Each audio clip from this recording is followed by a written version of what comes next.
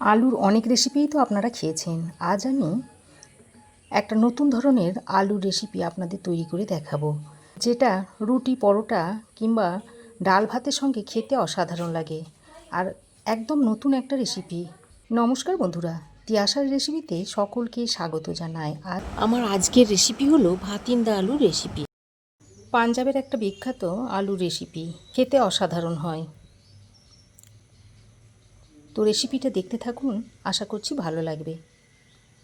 তো রেসিপিটা তৈরি করার জন্য এখানে আমি 3টে আলু নিয়েছি, আর আলুগুলোকে খুব ভালো করে ধুয়ে নিয়েছি পরিষ্কার করে। এবার এই আলুগুলোকে কেটে নিচ্ছি।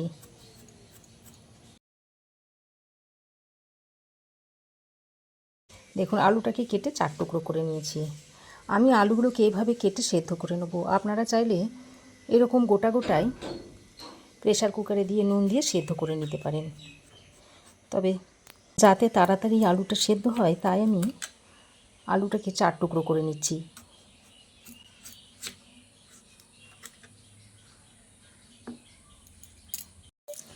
তো দেখুন, সব আলুগুলোকে আমি এরকম লম্বা লম্বা করে টুকরো করে নিয়েছি। এবার এই আলুগুলোকে ভালো করে ধুয়ে নেব। তো আলুগুলোকে ধুয়ে নিয়ে এবার এই কেটে ধুয়ে রাখা আলুগুলোকে একটা প্রেসার কুকারের মধ্যে ভরে নিচ্ছি। তারপর পরিমাণ মতো জল আর সামান্য পরিমাণে একটু নুন দিয়ে দিচ্ছি। এবার প্রেসার কুকারে ঢাকনা লাগিয়ে একটা সিটি দিয়ে নেব। তো দেখুন, আলুগুলোকে খোলা সমেত প্রেসার কুকারে আমি সেদ্ধ করে নিয়েছি। এবারে এই আলুর খোসাগুলোকে ছাড়িয়ে নিচ্ছি। এইভাবে আলুর খোসাগুলোকে ছাড়িয়ে নিতে হবে।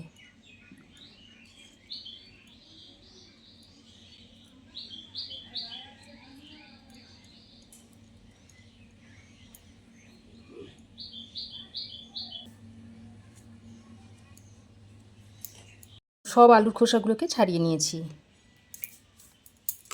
এবার এই আলুগুলোকে এইভাবে ছোট ছোট টুকরো করে নিচ্ছি, চৌকো শেপে কেটে নিচ্ছি। তবে আপনারা আপনাদের ইচ্ছা মতো আলুটাকে কেটে নেবেন। আলুগুলোকে এরকম চৌকো শেপে কেটে নিয়েছি। এবার আমি গ্যাস অন করে একটা ফ্রাই প্যান চাপিয়ে দিয়েছি। তারপর এই ফ্রাই প্যানের মধ্যে দিয়ে দিচ্ছি হাফ চামচ গোটা জিরে, হাফ চামচ দিয়ে দিচ্ছি গোটা ধনে, গোটা মৌরি দিয়ে দিচ্ছি হাফ চামচ, 10-12টা মতো দিয়ে দিচ্ছি গোলমরিচ, আর হাফ চামচ মতো দিয়ে দিচ্ছি কালো জিরে। এবার এই সব কিছুকে একটু ড্রাই রোস্ট করে নিচ্ছি। হালকা একটু ড্রাই রোস্ট করে নেবেন। আপনারা ইচ্ছা করলে ড্রাই রোস্ট না করেও সরাসরি গুঁড়ো করে নিতে পারেন।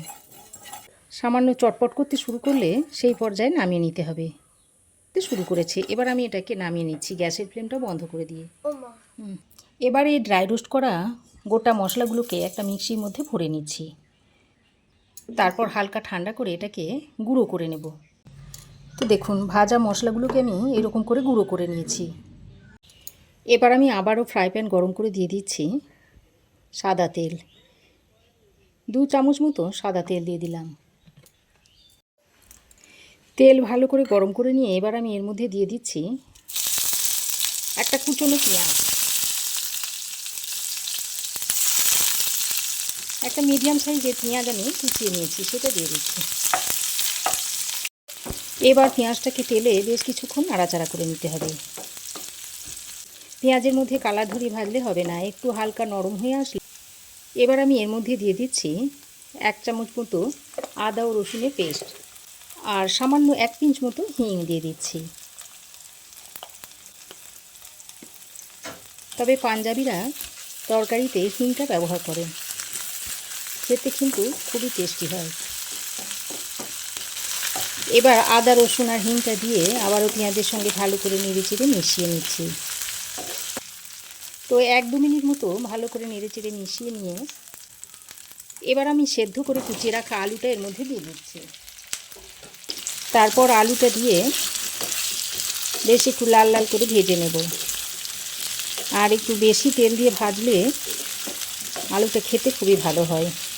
তবে আপনারা ইচ্ছা করলে কম তেলেও কিন্তু রেসিপিটা তৈরি করে নিতে পারেন।